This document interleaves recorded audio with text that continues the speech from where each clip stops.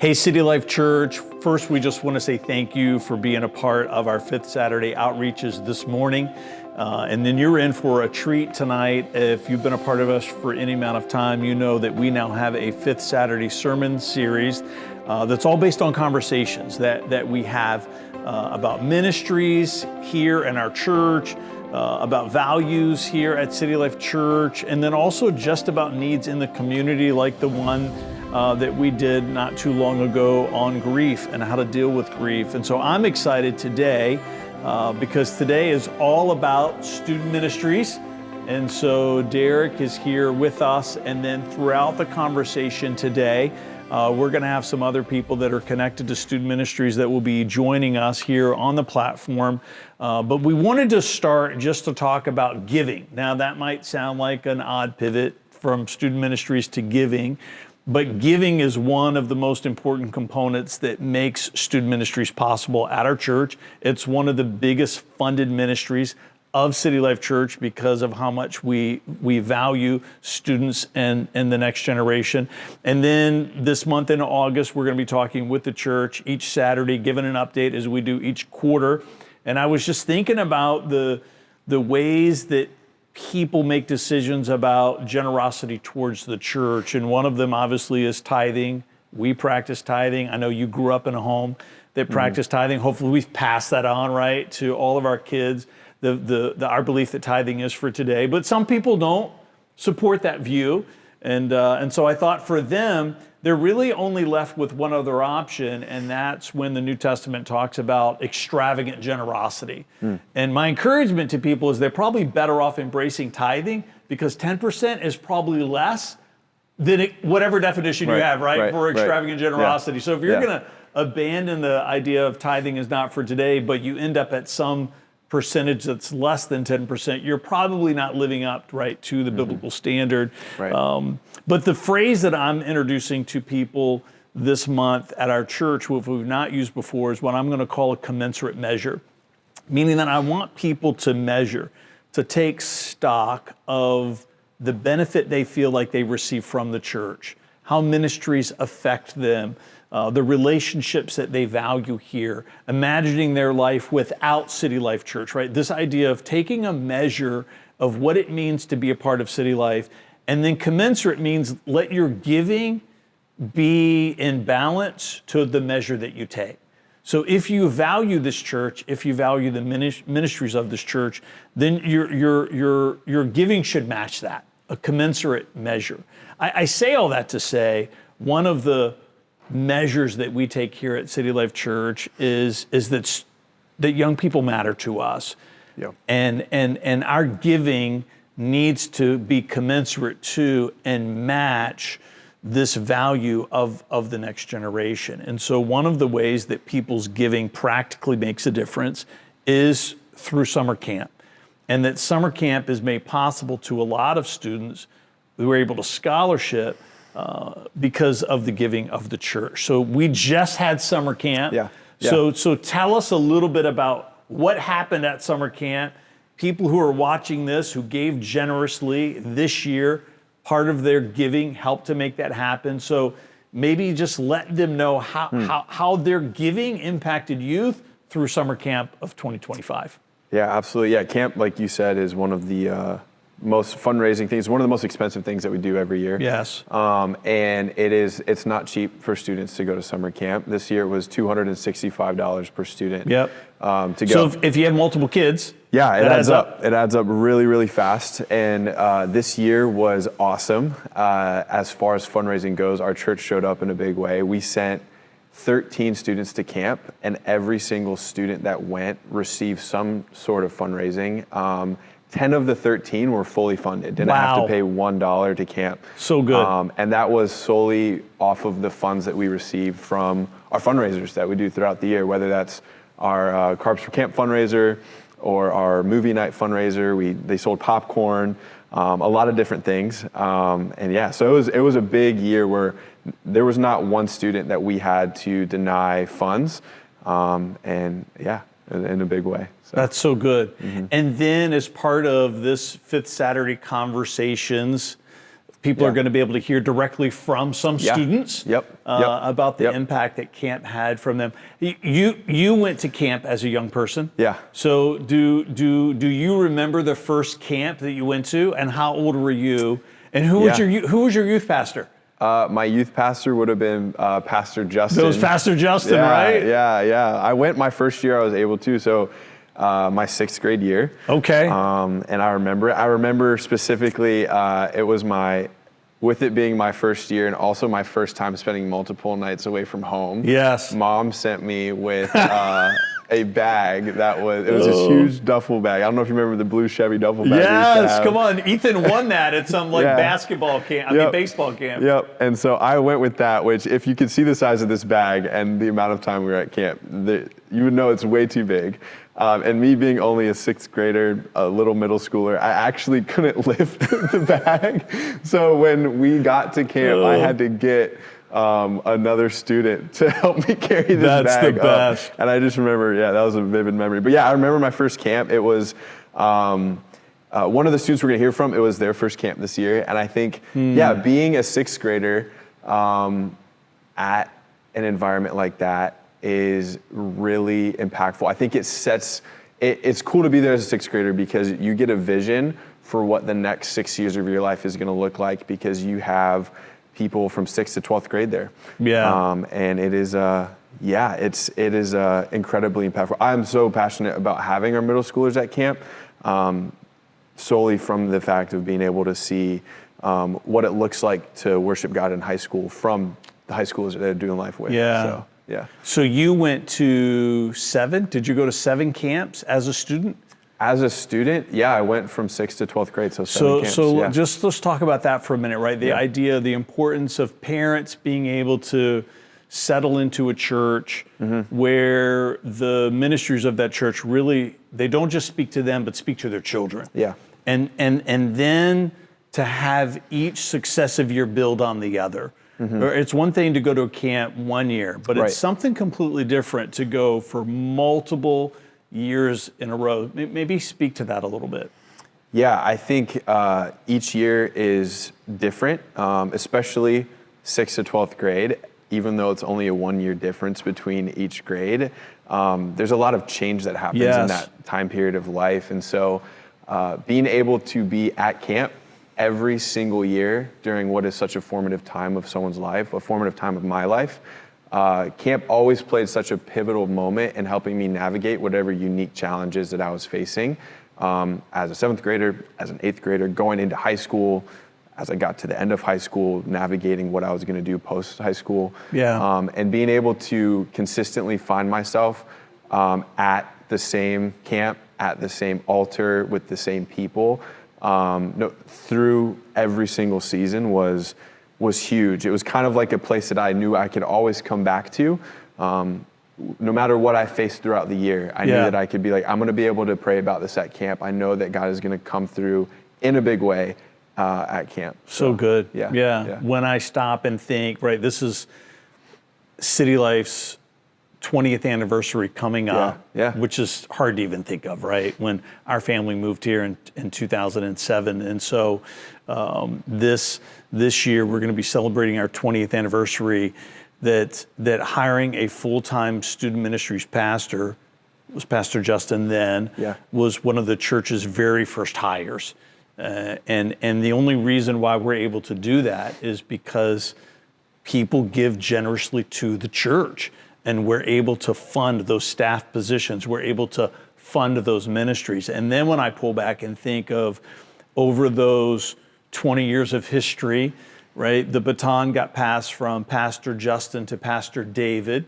And then now the baton has been passed to you. So in 20 years, there's only been three people, right, to carry the mantle of ministering to our young people.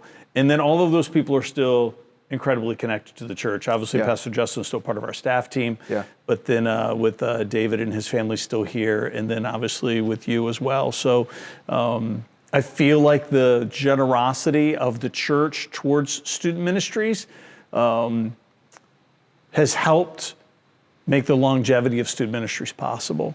So maybe just as we're kind of wrapping up this segment, just talk to me a little bit about what it means to you, who is now the director of student ministries.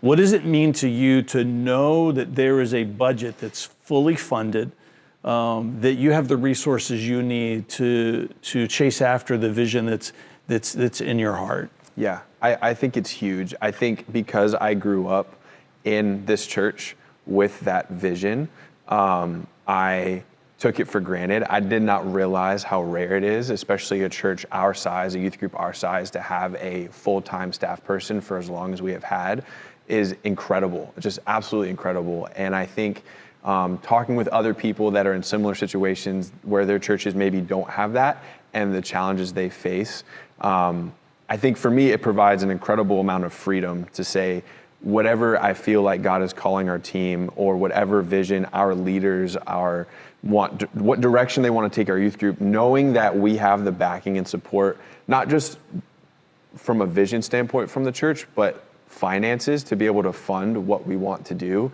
is huge. We don't feel like there's this limit, and I think it allows us to be creative and to just follow wherever the Holy Spirit is leading us and whatever our students need, depending on whatever season we're in. Yeah. So.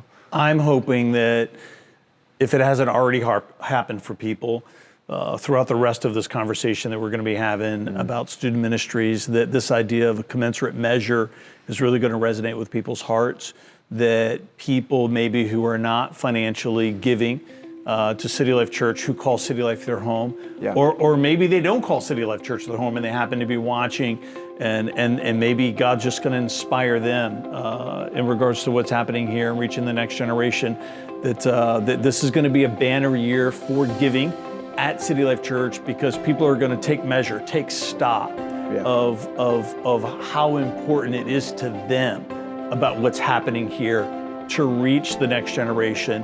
And then their giving is going to reflect that, a commensurate measure. And so thanks for sharing your thoughts on that. Yeah. My first camp experience was probably getting there and like everybody just welcoming me, and it just felt really good. People wanted to show me around, and it was just really fun. It's different when you're away from home and away from all the people that you see all the time. People can really be honest with themselves and with God there. I've been able to see the way that other people respond, the way that other people feel, and it's taking some pressure off, because you go and there's like all these people and they're around your age and they're also going through these things, some of the same things you're going through. It's like, wow, I didn't realize so many people so far away from where I am are feeling the same way I'm feeling.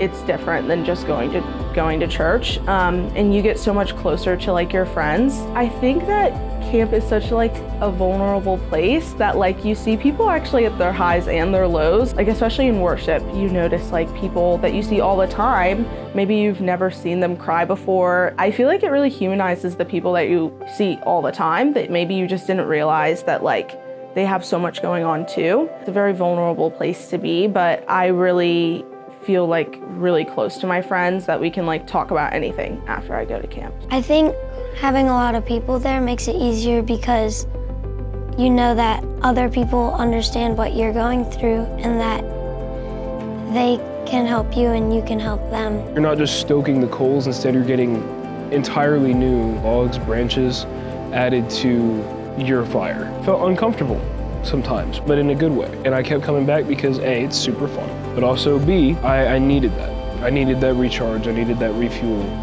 I return to camp every year because there's always something unexpected for me waiting at camp. I always go into it expecting one thing, and then when I leave, I'm like, oh my gosh, wow, I just can't even imagine like that would happen. And the Lord just always shows me different things every year. No year is like the last.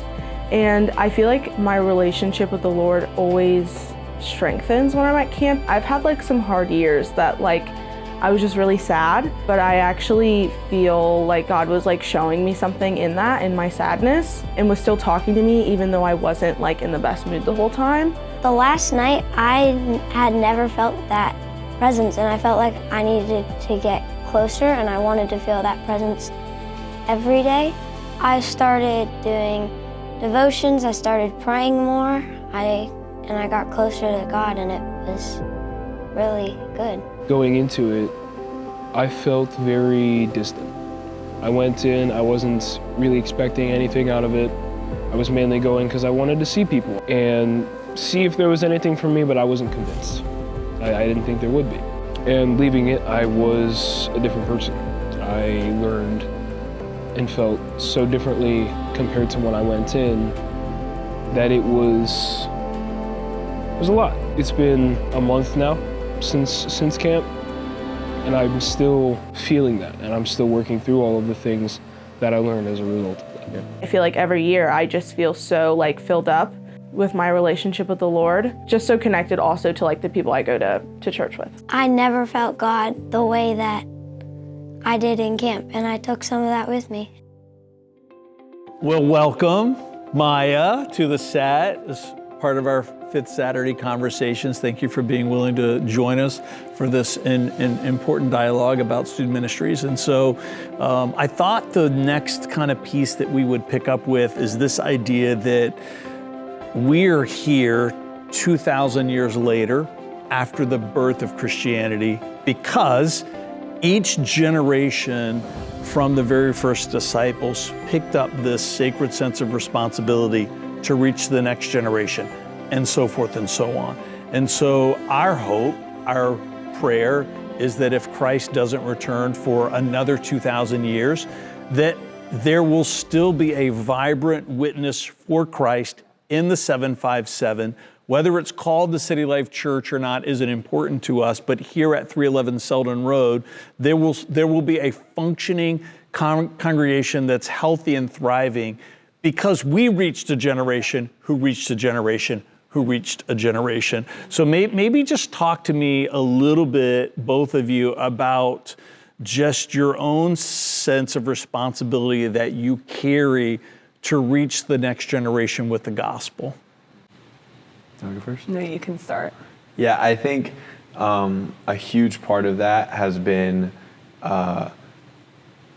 watching how it's played out in the people that I looked up to throughout my life. So we already talked a little bit about like past youth pastors, but having Pastor Justin and Pastor David throughout my youth group experience has been huge. And I think being able to see how they went about ministry, how they invested into the next generation, how they led, all of those things, and how it impacted me personally and how my life was changed as a result of their leadership. Yeah. Having the opportunity to do that now is, I think, one of the reasons why I'm so excited to be in this position. I think, but having them as examples in my life and having been a direct result of their ministry and seeing what transformation and life change can happen as a result, and being able to know that I can be that for someone else is huge. It's huge for me. Yeah. I think it's a big responsibility, but it's something that is just so exciting. Like Derek was saying, I think in college we talked a lot about +1 conversations, and I think not just in our ministry at RC, but just throughout my life, I try to think about when I'm interacting with a person, am I bringing them closer to getting to know the gospel and to getting to know Jesus? And I think that it's hard to have that big responsibility put on you and not feel this expectation or this pressure. But if you kind of think of it as, I'm just meeting this person, this student right where they're at, and my goal is to help them get +1 closer to the Lord, is an easy way to take the responsibility into an actionable step. And that's the way that I like to approach that responsibility of youth ministry. So let's talk about +1, because I've not heard that term before, so, and I like it. Yes. So yours +1, the idea is just having a conversation with someone that helps them move just one step closer? Yes. Is that the idea? Yeah, so it's from Crew, which is the ministry that Derek and I were a part of in college. Yep. And Go Hokies. Yes. And the idea that, you could walk up to someone on the street and they could be an atheist. They could have no concept of what it means to have a relationship with God. But a +1 conversation for them might be just bringing up spirituality and asking, what do you think happens after we die? Yeah. And just getting them to think about it, because then when they go home, we believe that the Holy Spirit will probe on their heart. And once they've kind of started to think about those things, that they will, continue on. And then maybe 10 years down the line, another person comes up to them and they're more willing to, talk about what Jesus did for us. But 10 years before that, they would have not been in a place to do that. And so you can, I think what's so important about evangelism is getting to know the person that you're speaking to, and getting to the student that comes to RC, and really gauging where they're at. Maybe they're not ready to lift their hands in worship, but them just standing up and not being on the wall during worship is a +1 for them. So good.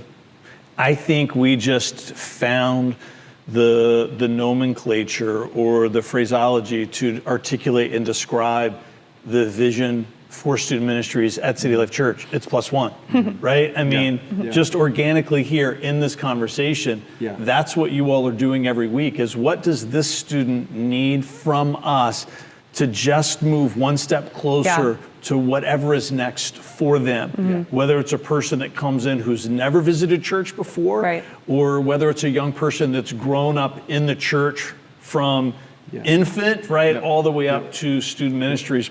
+1 applies, no matter how long we've been following Christ. So I like it. That's really good. That's really good. And so let's talk about that a little bit.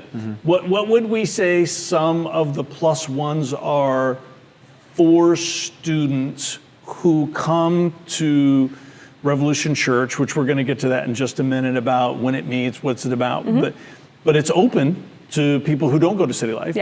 So what are some +1s for students from the outside coming in that have no frame of reference for church? I would say a +1 is helping them to believe that church is a safe place. What are some other +1s using that phraseology?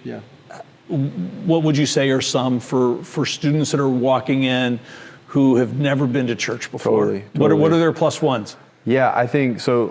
A huge one that you already said is that church is a safe place. I think another one is trusting people that are older than you. You never know, what a student's family life looks like, if they've had good examples of maybe they've had really bad examples of older people that failed them. And so walking into an environment where we have RC leaders that are leading small groups and leading conversations, and just allowing students to be able to be open in that environment and trust the RC leaders, I think is a +1. Yeah, I think also just seeing if they'll participate. But I want to add a caveat here, is that sometimes students who have no church background, their personalities, they're just more ready to hop in, and they're ready to do whatever we're doing. And then we also have some students who are a little bit more reserved who come. So I think the beauty of having a smaller youth group is that we really get to know a student, even if they're just showing up for the first time, and then we can kind of gauge, okay, how can I push them a little bit out of their comfort zone in a small group conversation? But yeah, I would also just say coming back, seeing them come back after a week because they just had so much fun. I think a lot of the times I'm spoiling the talking about the schedule, but they come on a fun night and we're just playing games, and seeing them come back on a small group night where we're getting a little bit more into the Bible and to spiritual content is just another way that we because you want them to experience church, right? Church is a safe place, but church is also a fun place to be. Absolutely. Right? There's life happening here. So that, is a great segue. So just tell, for people that are watching who have young people and they're asking the question, how old do they have to be to come? When is it? When does it meet? How long? Just talk to me about those types of details for people that are watching, people that might be new to the church, who didn't even know we had an active student ministries. Yeah, totally. Yeah. So basic information, we meet on Wednesday nights in the chapel. And we start technically at 7. But a lot of times people will get there between 6:30 and 7 to hang out. Yeah. We'll usually have games set up or some activities to play. Cafe. The youth actually show up on time for service versus their parents who come on Saturday. This is right? true. This is true. This is true. They is it just not? can't wait to get They there. can't wait to get there. Or their parents can't wait to drop them off. Who knows? Maybe that's it. Maybe you're onto something there. And then we usually go till around 8:30. So it's our service is 90 minutes from 7 to 8:30. And then I would say the heartbeat of what we do at RC is small groups. So 3 out of the 4 Wednesdays every month we are in some form. It will look different depending on the night, but in some form of small group. Yeah. Which is really, again, the heartbeat of what we do. Yeah. So every Wednesday night from 7 to 8:30. Yep. And the ages are what? Yeah, it starts at 6th grade. So students that are going into 6th grade. So it's summertime. If Yep. they've got a young person in their home who just finished 5th, then they can come because So they're rising 6th. August 27th this year, we have some students moving from Kid Life Workshop to going into 6th grade, so they'll be able to join us. And then all the way until 12th grade, and then 12th graders can hang around the summer after their senior year. Okay. So it's camp. Yep. Talk to me a little bit about who's there. Yeah. Parents dropping off a young person. Yeah. Right? Who's going to have access to their child? Yep. So we have a team. We differentiate between leaders and volunteers. So we have a group of what we call RC leaders, and those are also leaders at our church. They are people that we depend on and have just a higher calling of responsibility. They're there every week. And those are the people that are leading small group conversations, that are reaching out to students during the week, having coffee with them, really investing into their lives spiritually. And then we have some volunteers that are also adults, and they're there a little bit more sporadically, but they're there. They are helping us put on the service. They're there helping carry on the conversation.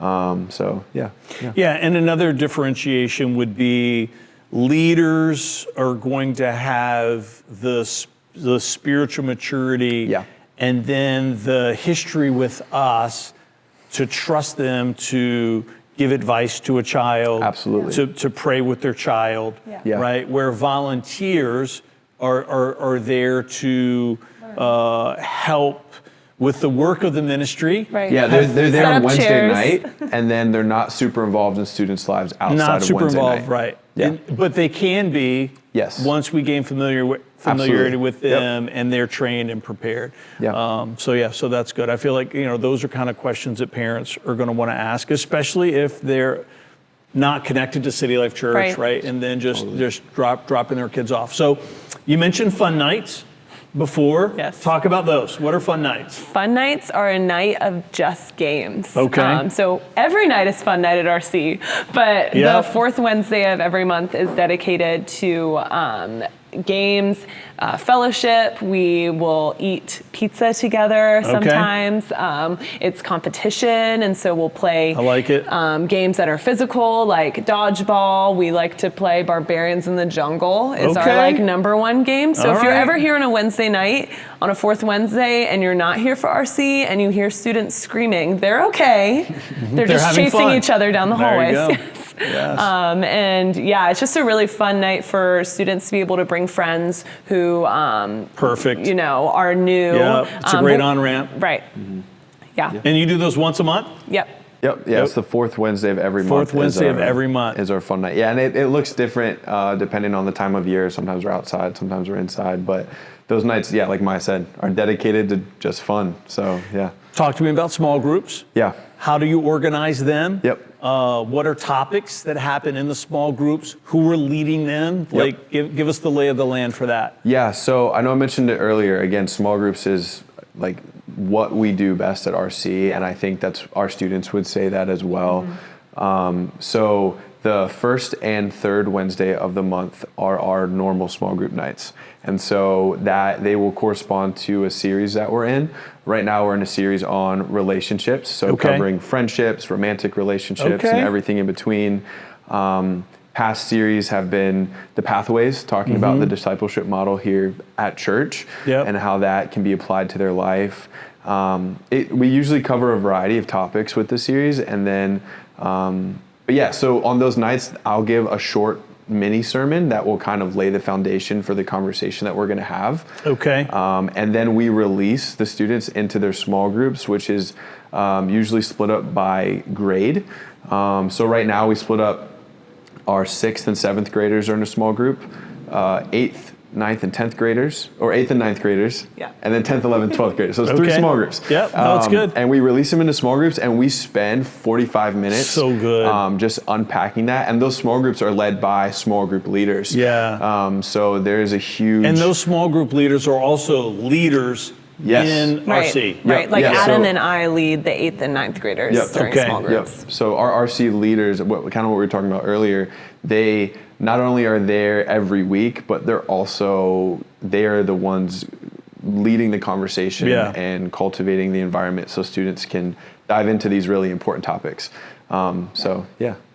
I can't, right, as a parent, taking off my vocation hat, right, as a member of clergy, as a pastor, I can't imagine raising children in any era without immersing them in a community of their peers who are also being led by people that are just a generation ahead of them. Yeah. Right? And is just for the impact on your life, for Ethan's life, and for Claire's life, that even though we valued parenting as the third highest value in our home, right? Our highest value was our personal relationship with God. Our second highest value was our marriage. Our third highest value was parenting, right? And part of that for us was we're going to make sure that our children have a vibrant Christian community to be a part of outside of this family. Yeah. Outside of this family. And I feel like the fruit of that, right, bears itself out. So any closing remarks that you would want people to know, or something you would want them to hear about student ministries here at City Life Church? Yeah, I think, I'll add one thing. One of the second Wednesday of the month that I forgot to add on is we call it our SOAP nights. So those are still small group, and SOAP is an acronym for how to study the Bible. Okay. So you start with Scripture, and then you observe it, whatever passage of Scripture for that night, and then you pull out applications for yourself, and then you end in a time of prayer. That's really good. So on the second Wednesday of every month, we're doing SOAP, and there's no sermon, there's no games. And you show up, we have worship, and then we go immediately into reading the Bible together. And we do that in small groups. Yeah. And that has become one of our favorite nights at youth group. Even though it's a lot less structure and it's not your typical like games and pizza, our students have just grasped onto that. And there's just something so special about reading the Bible together. And so...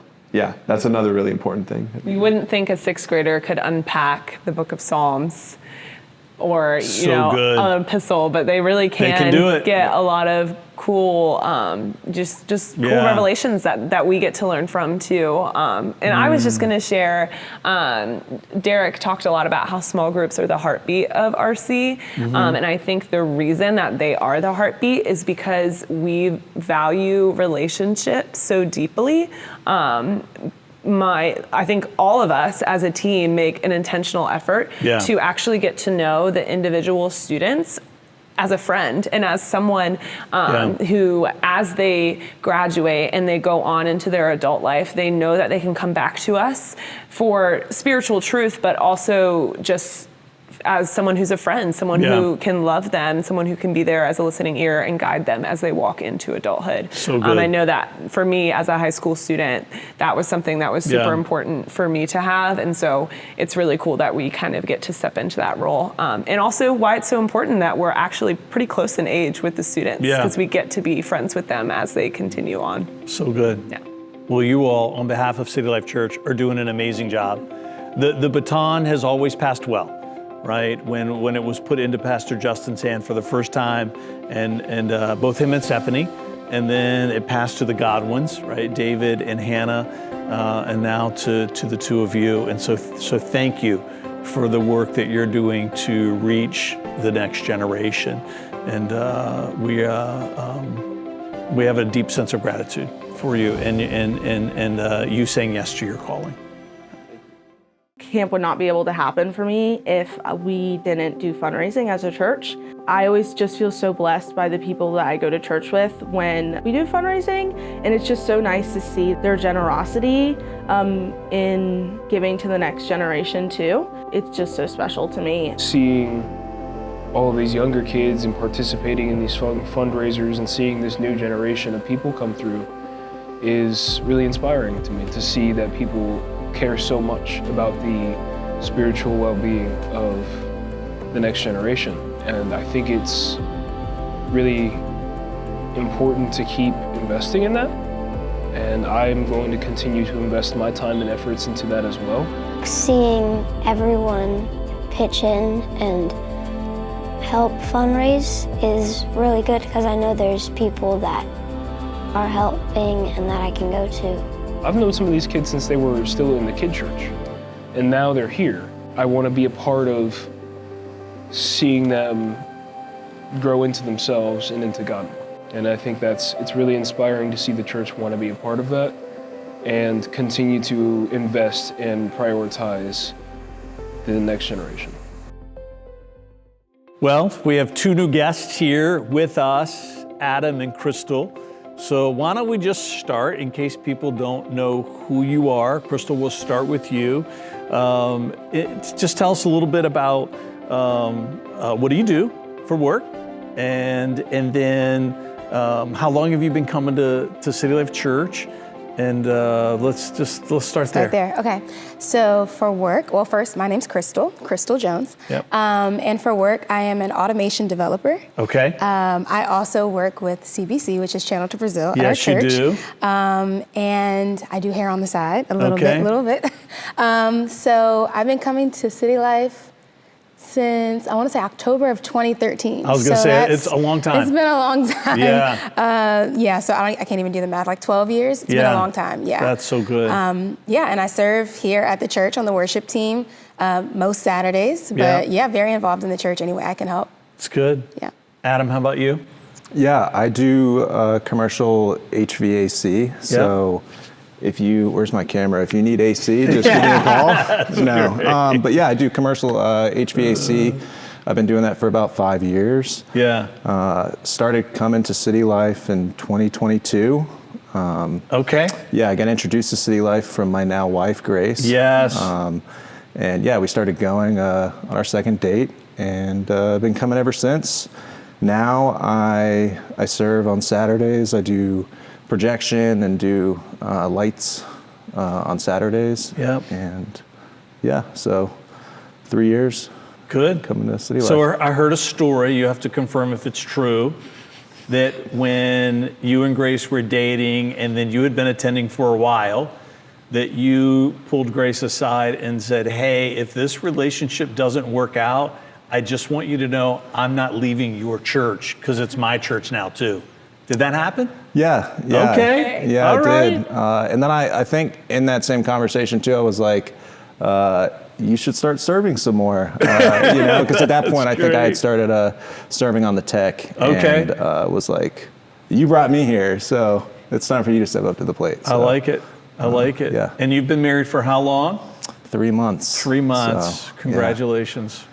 Yeah. And the two of you are leaders with student ministries, right? Not just volunteers, but you're leaders. So tell me about, how did you go from being a person who calls City Life Church your home? Like what happened? How did you feel some inclination or prompting to, because there's lots of ministries that you can get connected into. You all, as with other people in the church, are connected to more than one ministry. But how did working with youth kind of happen for you? Like what prompted you? Okay, so mine's a very interesting story.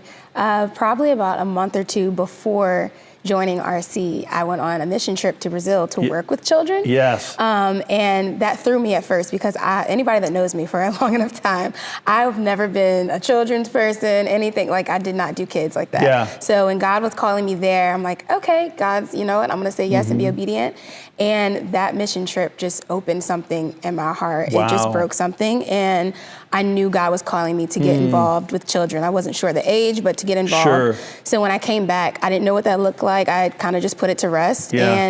And one day we were out there doing our, what is it called, with the meet and greet outside with the donuts and the coffee. Yeah, the Third Saturday Connect. Yeah, Third Saturday Yep. Connect, Yep. yeah.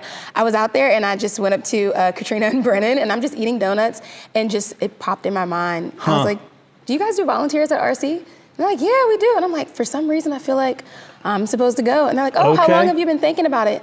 Just now. Like a few minutes, it popped in my mind.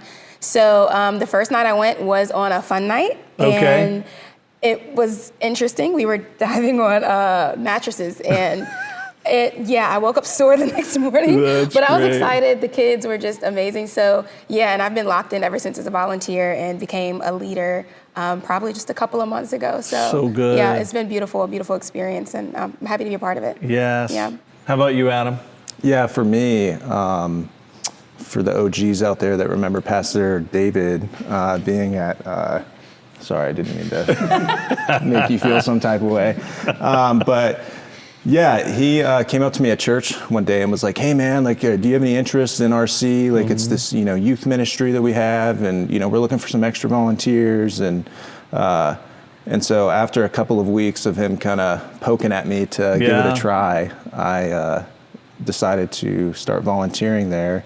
And then, over the course of I'd say probably the next 6 months or so, I was able to come sporadically to RC and really enjoyed it. But due to just work and the season of life that I was in, I wasn't able to fully commit. Yeah. And I think that was around the same time that Pastor David was transitioning out. And then that's when, Derek came onto the scene, and I kind of made the commitment. I kind of had a conversation with God that, if this is something that you want me to be a part of and you want me to do, I'm gonna have to make a commitment to, every Wednesday showing up. And so once Pastor David, transitioned out, and then Derek stepped in, through getting to know Derek and just kind of building our rapport, I'd say about a month or two in, we went and got food and you had a conversation about hey man, I'd love for you to be a leader. And that's kind of where everything picked up from, was there. So good. You went to camp? I did. This summer, was this your first camp? It was my second camp. It was your second camp. Yeah. Okay. All right. And were you at camp this summer? Yes. It was my first camp. It was your first camp. Mm-hmm. All right. It's a first not just for students, right? But also for leaders. Yeah, it was a first. Yeah, it was just as crazy as diving on mattresses. So, yes. It was. You come back tired and sore. Yes. Yeah, no voice. It was. No voice. Nobody could have really prepared me for it. That's so great. So let's talk a little bit about the impact that ministry has on you, right? We've talked a lot tonight about the impact that we want ministry to have on young people. Yeah. But part of, Derek referenced our discipleship model before in the 12 pathways. One of those 12 pathways is service. And because we believe that God wants to use you in a meaningful way to build the kingdom of heaven, right, on earth that Jesus said he came to build. And then part of you having a meaningful contribution to make means that the character of Christ forms in you along the way, right? So he gives you a responsibility.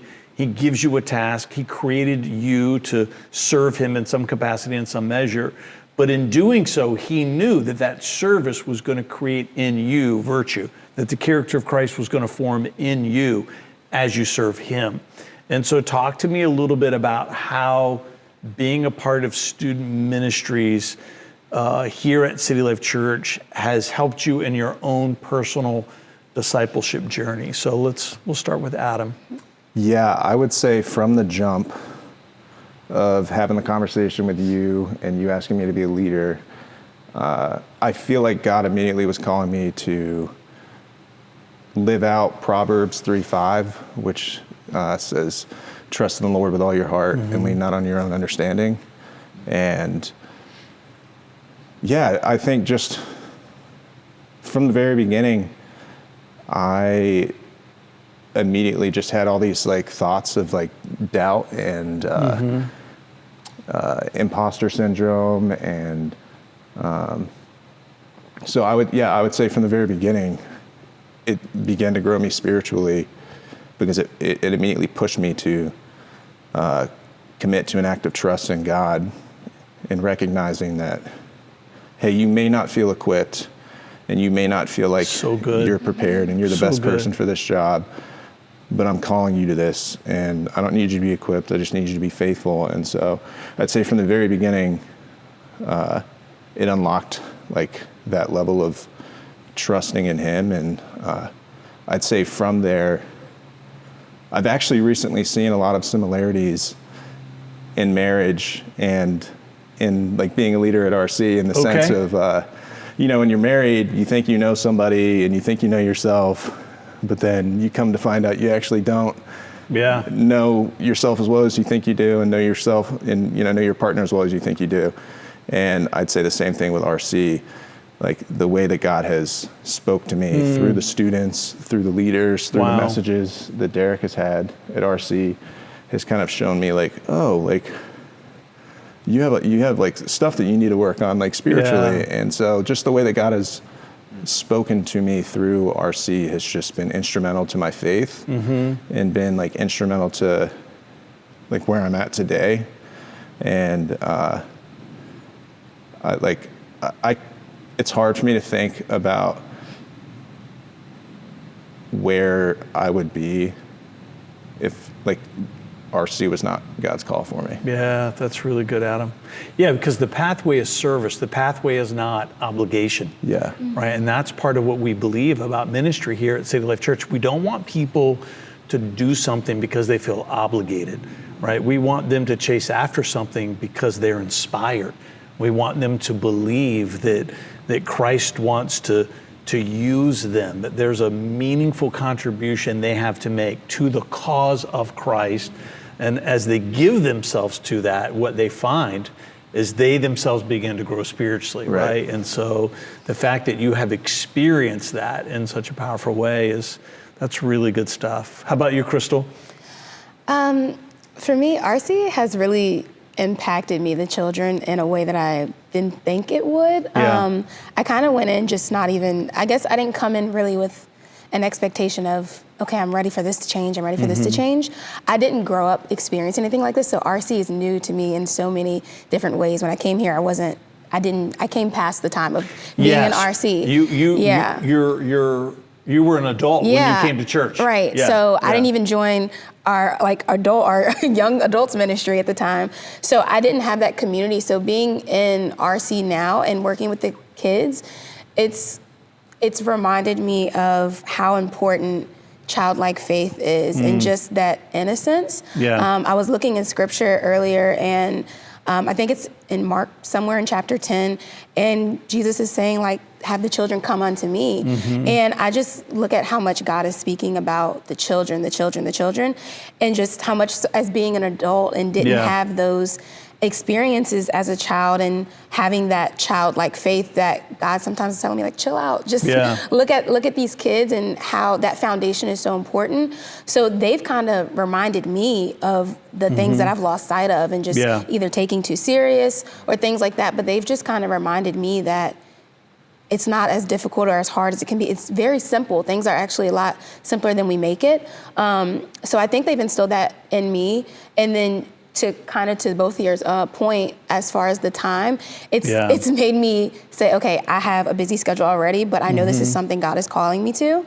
And setting aside that time to be with these children, because they're just as important. If Jesus can set aside that time and be with them, how much can you enact that character of God and be with these children for however long it takes? So I think just setting that time in my schedule every week to make sure it is a priority to come, and make sure, even if I'm tired, make sure I'm showing up full 100% to give them everything that I can.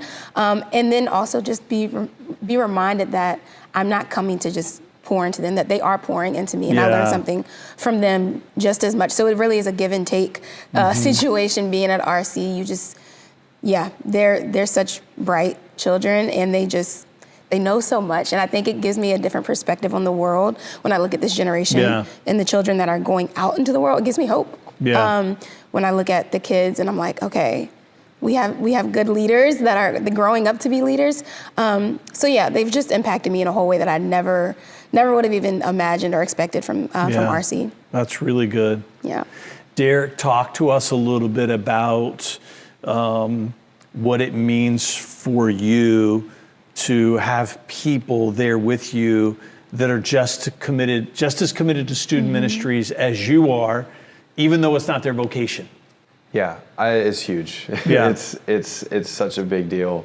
I think knowing that I can show up on a Wednesday night, and a lot of what we talk about in our leaders meetings is like delegating responsibilities so that each person knows what they're responsible for, so that we can be excellent in those areas and not one person is juggling it all. And it makes the world's difference. It allows me to be able to see something, a student's having a rough time, or notice something and be able to pause and invest in that student, knowing that if something else is going on in the other room, I know that they're going to take care of it, and I don't have to be there. I don't have to be looking over their shoulder, because I know that Adam and Crystal and Maya are going to do exactly what I would do. So it's crucial to what we do. Yeah. Mm-hmm. Talk to me a little bit about what you experience by being in a ministry where there are leaders who are pouring into you. So you all are a part of the all church leadership team, right? So you're in a setting with other leaders in the church. Just what has it meant to you to be a part of a leadership community that's broader than student ministries? So I guess I feel like a student, kind of. It's almost like a big RC for us as leaders, because we are younger than a lot of the leaders here in the church. So they're like almost setting the example for us of this is what it looks like to be a leader and to be a role model for RC. So I think being a leader led by leaders helps us be empowered as RC leaders. And I think it's just a good example overall in life, because outside of just looking at the leadership role in the church, I get to see couples come together and set examples. So I get to see how it looks as for couple leadership, because I know that's something that's big here, and to see couples serving together. So I think it's just a good example all around of something to look forward to, and just how to do it the right way in a church. Yeah. So good. Adam? Yeah, I would also piggyback off of that, and like the idea that, like, one of my favorite movies, The Forge, like there's a quote in there, you should definitely watch it if you haven't watched it, but there's a quote in there that talks about, like, we as like Christians and disciples of God are called to be a fountain and not a drain, and to pour into others, and to speak life into others. But it's also so important for us to be poured into, and just kind of the analogy that if I'm pouring out my cup into somebody else's cup, what am I doing to, refill my spiritual cup? Yeah. And so I think being a part of Base Camp and going to Cam's men's group that he has, and being a part of some of these other things within the church are pivotal to pouring into myself spiritually, along with the other pathways of spending time in the Word and worship and prayer and fasting, and just to call back to the Forge again, they have an analogy in there that talks about how when we accept salvation from God and we are Christians and become disciples of God, that we carry that weight with us, and it's like holding a sword out. And so they use an analogy where they have you hold the sword out, and he's talking about how like this represents our faith and our relationship with Jesus, and it's going to feel really easy to hold that up and to carry that weight yourself. But the longer you hold it up there by yourself, the heavier and heavier that's going to get. And so in the movie, when they're talking about this, they have all the men in this men's group that are there, and all the men come in and they put a finger underneath the sword. So good. And lift the sword up, and they talk about how we're not called to walk our relationship with Jesus out alone. Yeah. And that, you know, we are called to lift each other up. And so just as important as it is for me to pour into students and to be that for them, it's been so important for me to have, you know, Cam or you or some of these other guys at City Life to pour into me. That's rich. So good. So good. Thank you for not just spending time with us to have this conversation, but thank you for the time that you give, the sacrifice, the investment that you make into student ministries and into the lives of this next generation. I don't know how people watching this, if they've got young people, aren't saying to themselves, I want my kids to be around these people, right? And so I know that just hearing you all talk, hearing Maya talk, hearing Derek talk more about it just gets me excited all over again about what's happening here at 311 Selden Road on Wednesday nights from 7 to 8:30. So thank you. So just for you all who call City Life Church your home,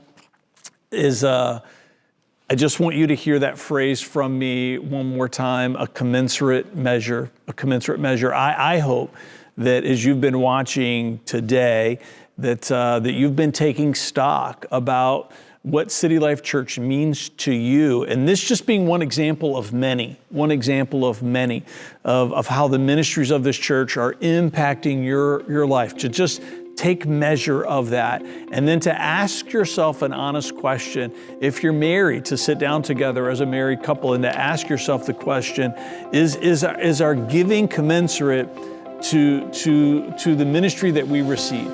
When you take stock about how excited you are about City Life Church, does your giving rise to the measure of the level of the impact that this church is having on your life? And I hope that you can say yes.